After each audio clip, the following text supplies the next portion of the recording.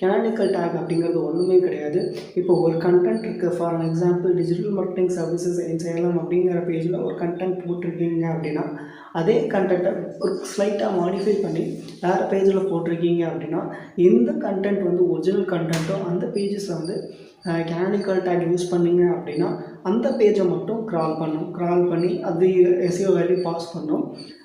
அதுக்கு பின்னாடி இருக்கிற அதாவது அதே கண்டென்ட் வேறு பேஜில் போட்டிருந்தீங்கன்னா அது வந்து க்ரால் பண்ணாது, அதோடைய எஸ்இஓ வேல்யூவும் பாஸ் பண்ணாது.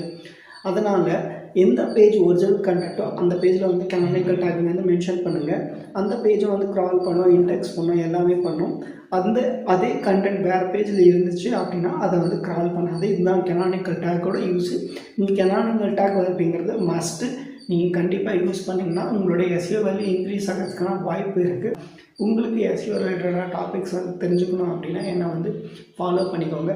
அது மட்டும் இல்லாமல் நான் உங்களுக்கு எஸ்இஓ பண்ணித்தரணும் அப்படின்னு ஆசைப்பட்டீங்கன்னா என்னை காண்டாக்ட் பண்ணுங்கள். உங்களுக்கு நான் எஸ்இஓ பண்ணித்தரேன்.